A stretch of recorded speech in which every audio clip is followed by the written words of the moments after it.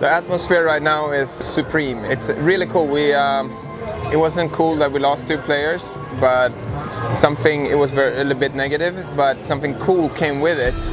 And that was 3 new players that are really hungry, ready to go. It's just brought up the team a lot, I feel. Like the balance is much better now. We have more dynamic in the game. We have a really strong Dorito side. We have a really strong Snake side. We have a really strong center. So it's fantastic. I love it. And the tricky thing is that we don't have a coach. So we, the more experienced guys like Carl, Knut, and me, we have to try to come up, figure out the game plans as we go. We learned a lot this first event, so I think we're going to take all that knowledge and just go home and work on it, make it a lot better for next tournament. We prepared by trying to stay alive to make the team happen. Because when we got the news about Scorpions not playing this year, it was about 3 weeks before the event, so it was kind of hard. We didn't know if we were going to make practice or not at all, because we didn't have a team, we didn't have a sponsor. We were sponsored by Macdev in Sweden and with Scorpions, but so we had to work it out and make sure everything got going there. Because as you know, it's very expensive to play the Millennium on pro level. Too expensive. Make sure you note that. It's too expensive. You need to make it cheaper for us to play pro. We had a 2-day practice and we had the perfect timing because the snow just melted off the field.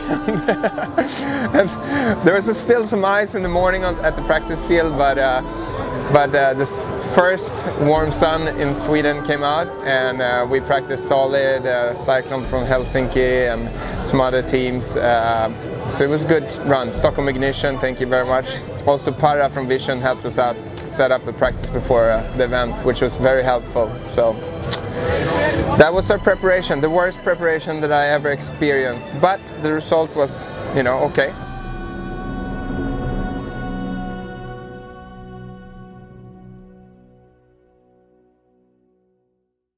Leopard came out. Leopard was because at the time when I started playing with Joy Division, we had camouflage, and the sport was moving from being in the woods to becoming we tried to move the sport away from being a war game. It was going to be more like Speedball. Our sponsors at the time, Angel, they arranged these really cool events called Hyperball, where we played behind plastic tubes instead of the woods. So they also invented the non-camouflage playing gear, which was pretty cool. And so we're playing this event in Sweden, and this British company just had a bunch of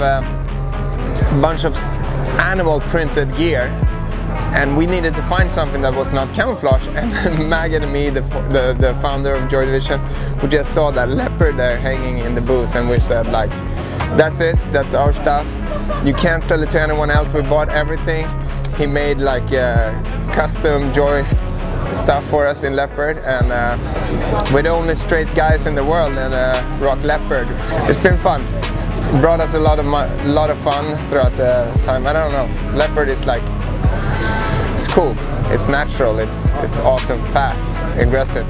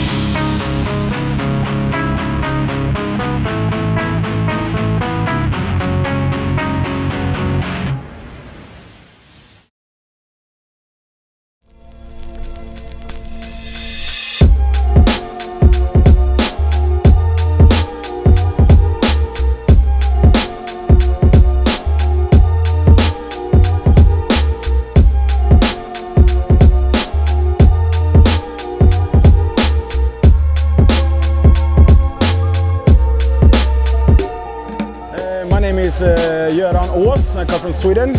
I grew up with players like Seban and Carl from the beginning, where I played.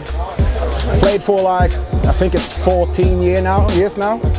Always been in the background of the Joy. Always have the feeling of them, have them as inspirations for all the time, all my time being growing up in paintball. Especially Seban, that's taking care of a lot of people. He really has a fire for the game and for the development of it. And so a lot of inspiration comes from him. So before I was a coach for Scorpions, I had some ear injuries, so coaching felt like the natural way to do. But last season I started play again, and I started play quite good again. And when I got the call from the guys in Joy they said that we're bringing back Joy, and we want you to play. It was a no-brainer to say yes. I've had them as an inspiration, like I said, for all my growing up in paintball, and to be able to represent the Leopard is an amazing feeling. They have such a background, and I hope I make them proud. The preparation in retrospect was, things happened, and it happened really quick. So I didn't know anything about the comeback until I think it was about 2 months before this event here in Saint-Tropez, and so the preparations were like always, pre-season practicing, physical running and such, and snap shooting, drills, doing drills for hours and hours on end. My position is up in the middle. I play some call it Godzilla, we call it Dallas, the big one. Basically I mess with the guys in the middle, I mess with the guys going up, so they have a hard time do their job while our guys do it faster and better.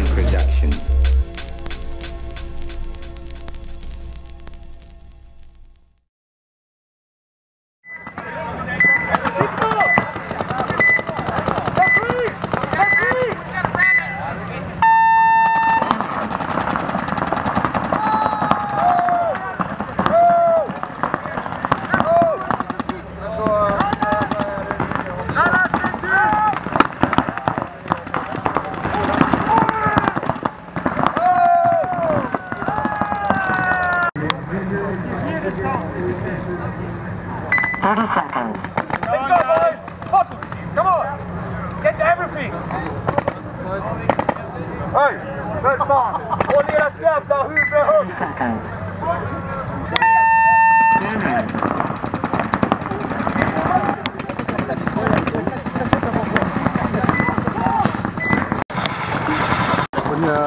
Geben Sie dir keine Einsatz mehr, Foto?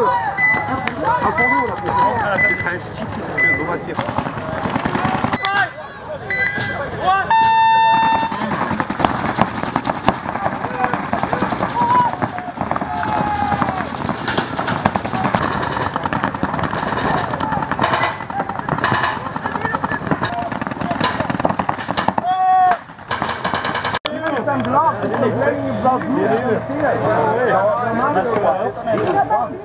One-to-one dödar allt. Vi vet visst. Mot breakout, okej, mot Division Marseille kan vi vinna på en one-to-one. Men inte mot breakout.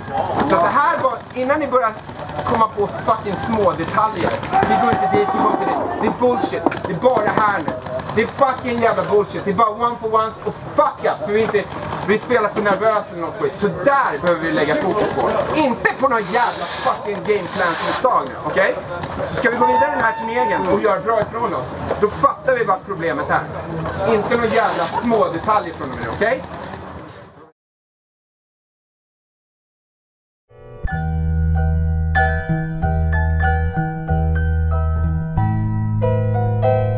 Living stereo.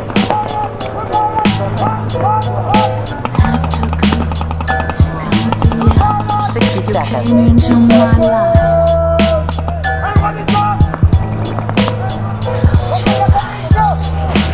I'm Saban Samuelsson. I live in Sweden. I play with Joy Division and I've been playing since '92. So it's actually 25-year anniversary for me playing paintball. That's a long time. And still as fun as it was from the beginning, or even more fun now. And this year I'm taking it a little bit slower. So maybe I won't be playing that many European Cup tournaments, but still practicing as much as normal and playing Swedish events. I work with paintball in Sweden. I have a site and I run Mash Paintball Club. It's Sweden's biggest paintball club. We have about 6 to 8 teams every year playing the Swedish championship. And we're pretty good at it, especially with Joy, of course. We win the series sometimes, almost every year so far, but the other team's getting better and better.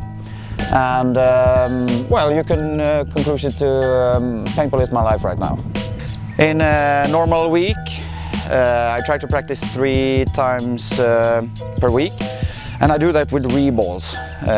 In Sweden we have pretty cold weather, especially this year, 2017. It's been like just a week ago in May, it was -2 degrees, snowing. So that's pretty shitty. So we still practicing indoor with reballs, and it's really good because it's efficient. But the problem is that you don't really get the right length when you're shooting, so it takes a little bit of adoption when you get out and you can practice a real field. But what's good with the reball is that if you practice 2 hours, you can compare that to like 5 hours practice in outdoor, because it's so much more effective. So that's the way we practice. I don't do any gym or stuff like that. I think that's for the guys that want to look good. I don't care about that. I just want to play good. So reball is my thing, and I'm pretty reball damaged. So sometimes I prefer playing reball before normal paintball. Well, that's how it is. What I do when I don't play paintball? Of course, I spend a lot of time doing some amateur carpeting. That's my hobby. So I'm trying to build shit. And of course, I do a lot of cooking. That's my hobby. And drink a lot of wine with my wife. And I play with my 3 children. Especially with my youngest one is a 5-year-old, so we try to go up early in the morning, build some Lego, then I do some work, I'm gonna pick him up after school and we build some more Lego, and then we go out, we build some wood stuff, and so cooking and carpeting and family stuff, that's what I do when I don't do paintball.